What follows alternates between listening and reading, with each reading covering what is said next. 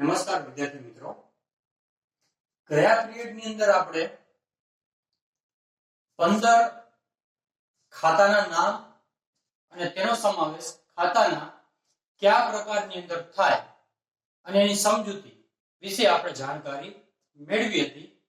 હવે આજે બીજા કેટલાક ખાતાના નામ, તેનો સમાવેશ ખાતાના કયા પ્રકારની અંદર થાય અને એની સમજૂતી આપણે મેળવીશું. તો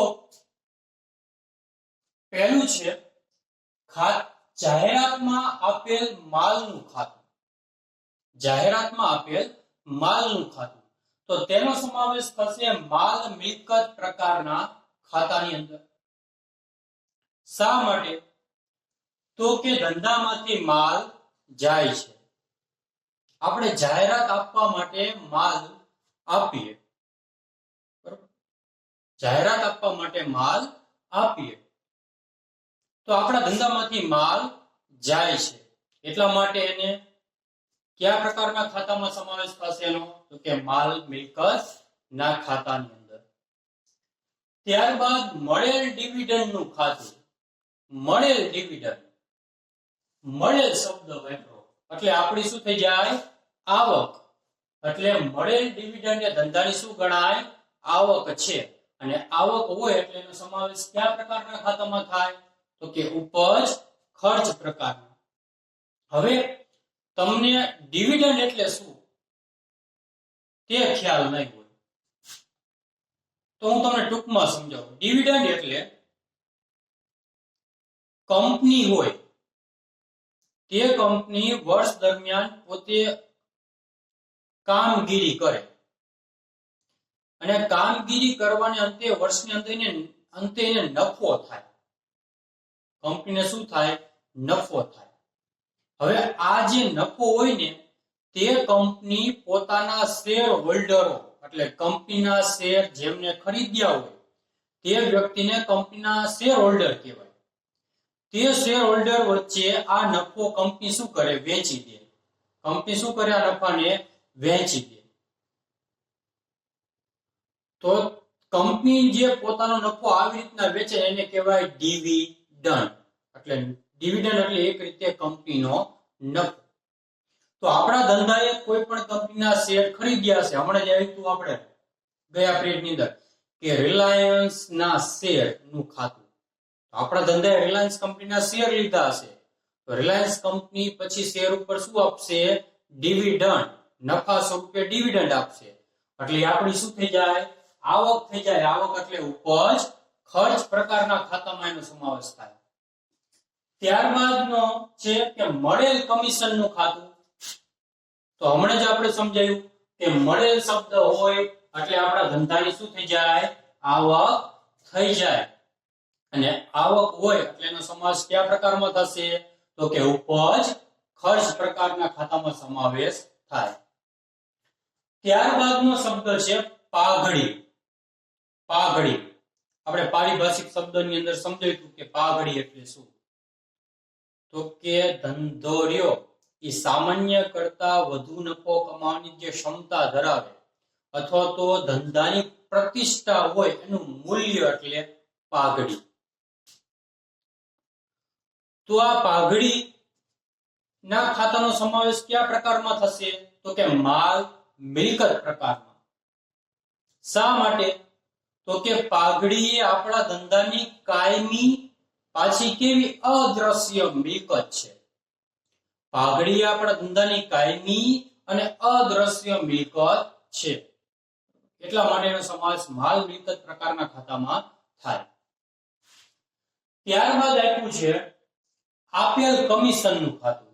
હવે અહીંયા ધ્યાન રાખો, આપેલ કમિશન કીધું એટલે આપણા ધંધાએ કમિશન આપ્યું હશે.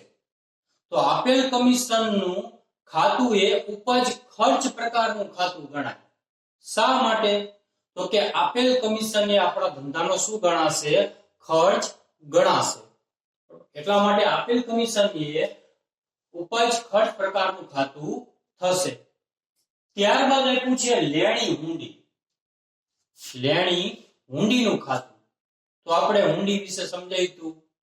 લેણી હુંડી અને દેવી હુંડી બંને સમજાવ્યું હતું. કે હુંડી એક જ હોય, પણ જે લેણદાર હોય તે લખે, અને જે લખે એના માટે લેણી ઊંડી ગણાય. એટલે એક વસ્તુ યાદ રાખવાની કે લેણદાર માટે હંમેશા ઊંડી લેણી ઊંડી હોય, અને દેવાદાર એનો સ્વીકાર કરે. એટલે દેવાદાર માટે ઊંડી કેવી થઈ જશે? દેવી ઊંડી. તો લેણી ઊંડી આપણે આપણા ધંધા માટેની વાત છે. લેણી ઊંડી તો આપણા માટે ચાલુ મિલકત ગણાય. શું ગણાય? ચાલુ મિલકત.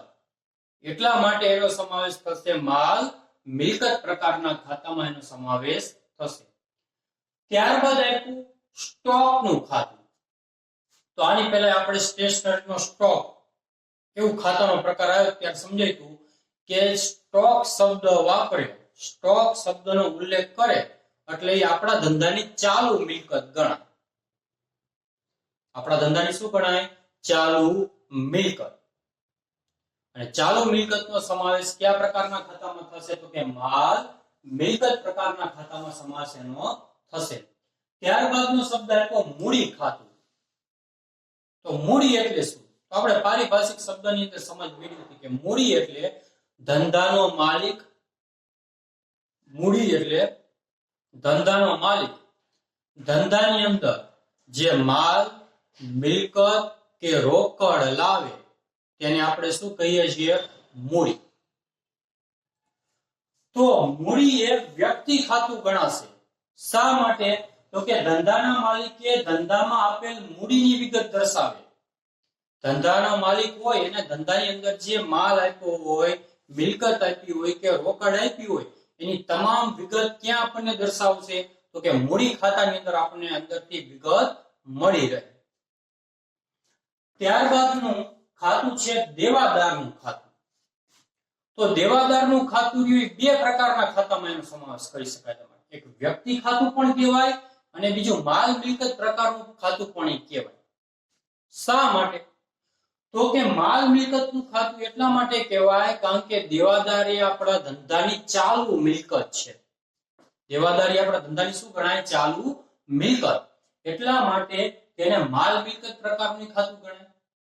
અને દેવાદાર એ જીવંત અથવા તો કાયદેસરની કૃત્રિમ વ્યક્તિ હશે. આપણા ધંધાનો દેવાદાર કોણ હશે?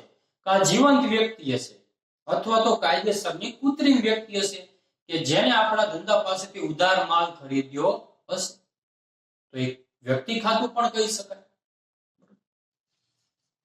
ત્યારબાદ આપ્યું છે લેણદારનું ખાતું. તો લેણદારનું ખાતું એ કયા પ્રકારનું કહેવાય? વ્યક્તિ ખાતું. કારણ શું? તો કે કારણ લેણદાર એ જીવંત અથવા તો કાયદેસરની કૃત્રિમ વ્યક્તિ હોઈ શકે. બેમાંથી એક હશે. જીવંત વ્યક્તિ હશે અથવા તો કાયદેસરની કૃત્રિમ વ્યક્તિ. ત્યારબાદ આપ્યું ખરીદ ખાતું. ખરીદ ખાતું. તો ખરીદ ખાતાનો સમાવેશ માલ મિલકત પ્રકારના ખાતામાં થાય. શા કારણે? તો કે ધંધામાં થયેલી ખરીદીની વિગત દર્શાવે. ખરીદ ખાતા ઉપરથી આપણને શેની માહિતી મળે? તો આપણા ધંધામાં જે આપણે માલની ખરીદી કરી હોય આખા વર્ષ દરમિયાન એ તમામ માલની વિગત આપણને ક્યાંથી ખબર પડશે? તો કે ખરીદ ખાતા પરથી. એટલા માટે એનો સમાવેશ શેમાં થાય? માલ મિલકત પ્રકાર. ત્યારબાદ આવ્યું વેચાણ ખાતું. તો વેચાણ ખાતાનો સમાવેશ પણ માલ મિલકત પ્રકારના ખાતામાં થશે. શા કારણે? શા કારણે? તો કે ધંધાએ જે આપણે વર્ષ દરમિયાન માલનું વેચાણ કર્યું હશે, ધંધાએ વર્ષ દરમિયાન માલનું વેચાણ કર્યું હશે તે તમામ માલના વેચાણની વિગત કોણ દર્શાવે? વેચાણ ખાતું. એટલે વેચાણ ખાતા ઉપરથી આપણા ધંધાનું જે વર્ષ દરમિયાન માલનું વેચાણ થયું હોય એની વિગત આપણને મળી રહે. ત્યારબાદ આપ્યું છે ખરીદ પરત માલનું ખાતું. ખરીદ પરત માલનું ખાતું. તો એનો સમાવેશ પણ શેમાં થશે? કયા પ્રકારના ખાતામાં? તો કે માલ મિલકતમાં. શા માટે? તો કે ખરીદ માલ પરતના ખાતા ઉપરથી આપણને વર્ષ દરમિયાન જે આપણે ખરીદેલો માલ હશે એમાંથી અમુક માલ આપણી પાસે ખરાબ આવ્યો હશે અથવા તો બીજા કોઈ અન્ય કારણસર આપણે ખરીદેલ માલ પૈકી અમુક માલ શું કરશું? પરત કરી દઈશું, પાછો આપી દઈશું. એટલે ખરીદેલ માલ પૈકી જે પરત કરેલ એટલે પાછો આપેલો માલ હોય એની વિગત દર્શાવે કોણ? તો કે ખરીદ માલ પરતનું ખાતું. ત્યારબાદનું છે વેચાણ પરત માલનું ખાતું. તો આ પણ માલ મિલકત પ્રકારના ખાતું ગણાય. શા કારણે? તો કે વર્ષ દરમિયાન આપણે જે વેચાણ કરેલું હશે, ધંધામાં આપણે વર્ષ દરમિયાન માલનું વેચાણ કર્યું હશે, એ વેચાણ કરેલ માલમાંથી અમુક માલ વ્યક્તિઓ અથવા તો આપણા ગ્રાહકો આપણને પાછો આપે.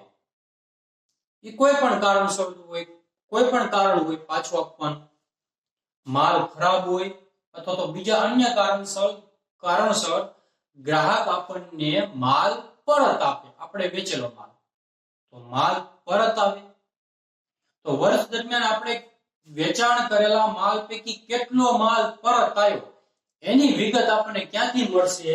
વેચાણ માલ પરતના ખાતા ઉપરથી. અને એનો સમાવેશ શેમાં થશે? માલ મિલકત પ્રકારનું ખાતું. તો આજ માટે આટલું. હવે પછીનું આપણે અભ્યાસ આવતા પીરિયડની અંદર કરશું.